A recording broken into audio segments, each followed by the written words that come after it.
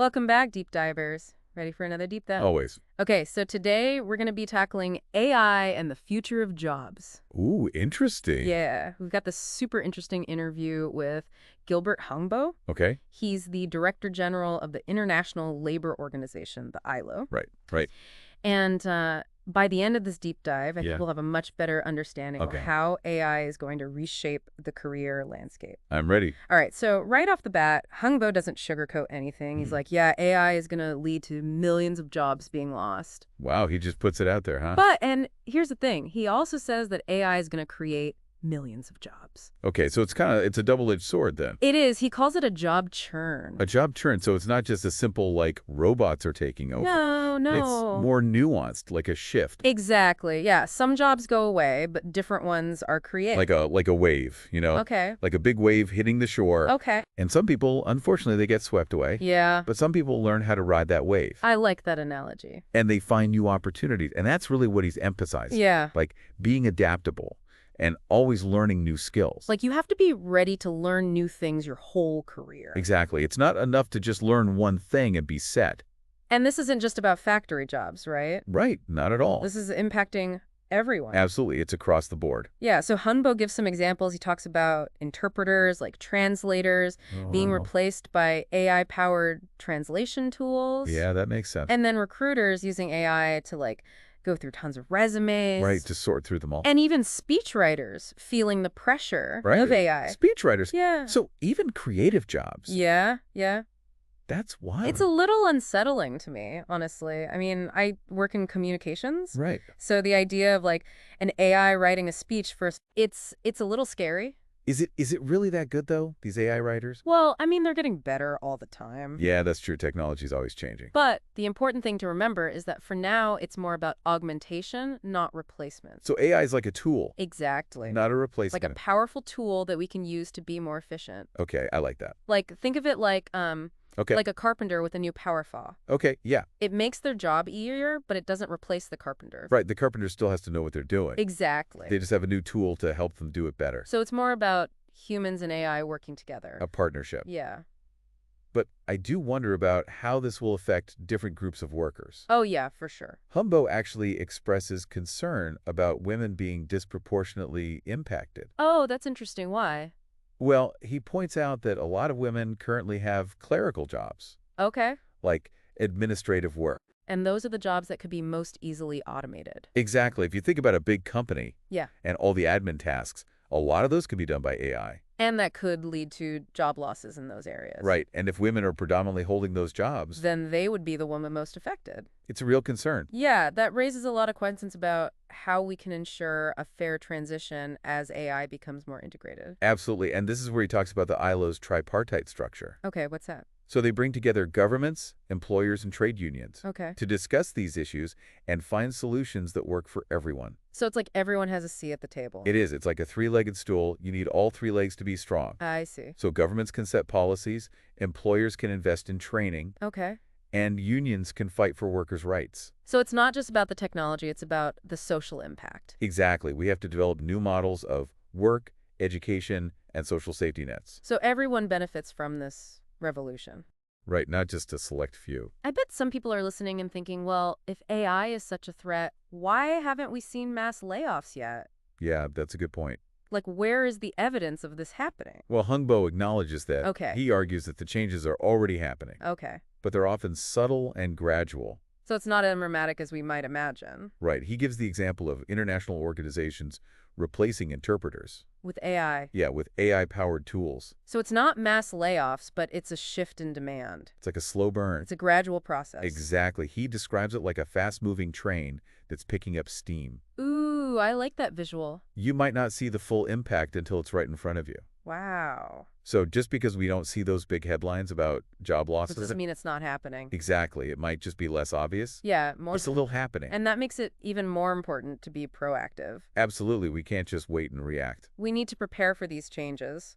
Exactly. And that's what we're going to talk about next. Okay, I'm ready. So it feels like we're at this crossroads, like we've got this amazing technology, AI, but there's all this anxiety about what it means for jobs, for like society. It is like a real tension, right? Yeah. And I think Hungbo, he gets that. He acknowledges it. Yeah. He's not like, oh, rah, AI is going to fix everything. Right. But he's also not like doom and gloom. Yeah, he's looking for that balance. Exactly. Yeah, he's saying embrace the innovation. But be aware of the risks. Right, exactly. And there's this really interesting thing he brings up Oh, yeah. about AI maybe not just increasing productivity, but actually reducing working hours. Oh, wow. While keeping salaries the same. Yeah, that's a different perspective. Yeah, it's like, whoa, what if AI actually gave us more free time? Instead of just making us work harder and faster. Exactly. Like, it challenges the whole idea of work-life balance. It does. It really does. Like, what if work was just one part of a fulfilling life, not the whole thing? It's like AI could give us the tools to rethink everything. Yeah. But I'm sure some people will be like, no way, that'll ruin the economy. Oh, but definitely. Like, less work equals less productivity. That's the traditional thinking. Right.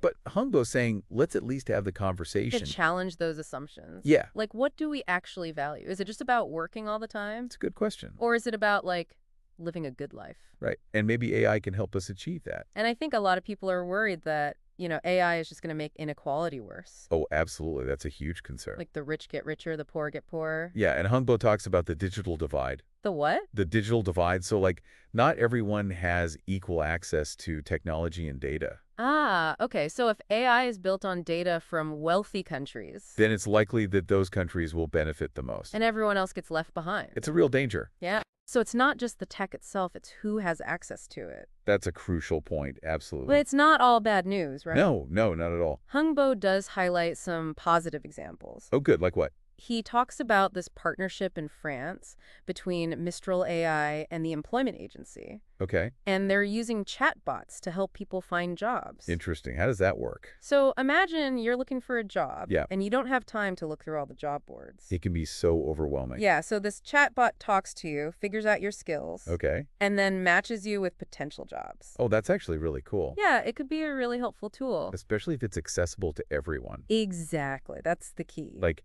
it has to be designed in a way that's fair and equitable. So it's not about the AI being good or bad. It's about how we use it. It's a tool, and we have to use it responsibly. Right. We have to think about the consequences. And that brings us back to those conversations between governments, employers, and unions. Right. That tripartite structure that Hungbo emphasized. Yeah, like everyone needs to be involved. To ensure that AI benefits everyone. He said that companies are like generally open to these ideas. Okay, that's good. But actually putting them into action, that's the hard part. Yeah, it's always easier said than done. And I think education has a big role to play here. Oh, absolutely, on multiple levels. Yeah, like preparing young people for these new jobs. That's essential, but it's also about educating everyone. But AI. Yeah, like regardless of your age or job. So we can all understand what's happening. And participate in shaping the future of AI. It's like we need a new kind of literacy, AI literacy. I love that. AI literacy, yes. So we can be informed, engaged citizens. And advocates for responsible development. And we can start by asking questions, right? Absolutely. Like, what are the potential biases in AI? How do we make sure it benefits everyone? Those are the important questions. Yeah, and they're not easy to answer. No, but we have to grapple with them. If we want AI to make the world a better place. Exactly. That's the goal. And that brings us to another big question. What's that? What about the impact of AI on education itself? Ooh, yeah, like are robots going to replace teachers? Will our kids be learning from algorithms? That's a scary thought for some people. Yeah, and Hungbo, he doesn't think human teachers are going away anytime soon. Okay, that's good to hear. But he does think AI will transform education. So how will it change? Well, imagine, like, personalized learning. Oh, wow. Where AI tailors the content to each student. Like a personal tutor for everyone? Yeah, and it could make education more accessible. To people who maybe can't go to traditional schools? Exactly, like in remote areas or conflict zones. That would be amazing. But there are downsides too, right? Of course we can't forget the human element. Like, teachers do so much more than just deliver information. They nurture critical thinking, empathy, all those important things. That AI can't replicate. At least not yet. So it's about finding that balance again.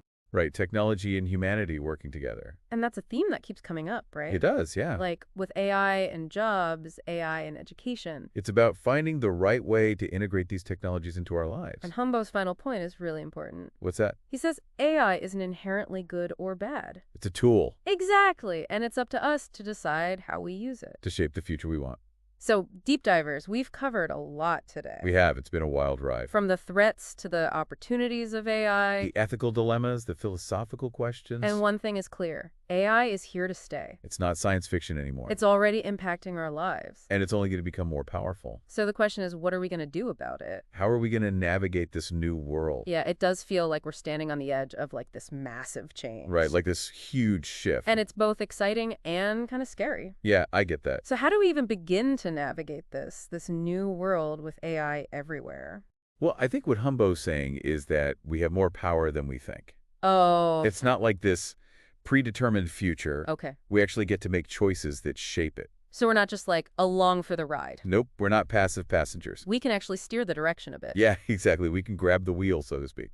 How do we do that? Like, how do we take control? Well, it starts with, being informed. Okay. Like actually understanding how AI works, what it can and can't do. So like doing our own research. Yeah, and not being afraid to ask questions. To be critical, to think for ourselves. Exactly, because there's so much hype around AI. Yeah, it's hard to know what to believe sometimes. Right, so we need to develop that critical thinking, Like what did you call it before? AI literacy. Yeah, AI literacy. We need to be able to spot the BS. Exactly, to separate the real from the exaggerated claims. Okay, so deep divers, we've been on this journey today with AI. We've gone deep, Explored the potential job losses, the new opportunities. talked about the ethical challenges, the philosophical questions. And I think we can all agree AI is here to stay. It's not going anywhere, It's already changing the world as we know it. and it's likely going to get more powerful. So what does this mean for you listening right now?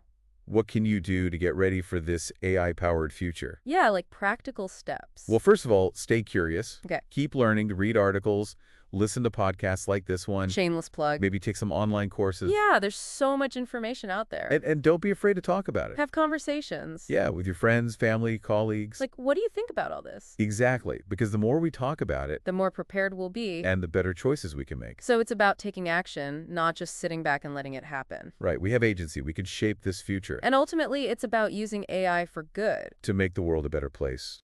And on that note, deep divers, we've reached the end of our deep dive. It's been a pleasure diving deep with you, We hope you've learned something new today. and that you feel inspired to take action. Thanks for joining us. Until next time. Bye.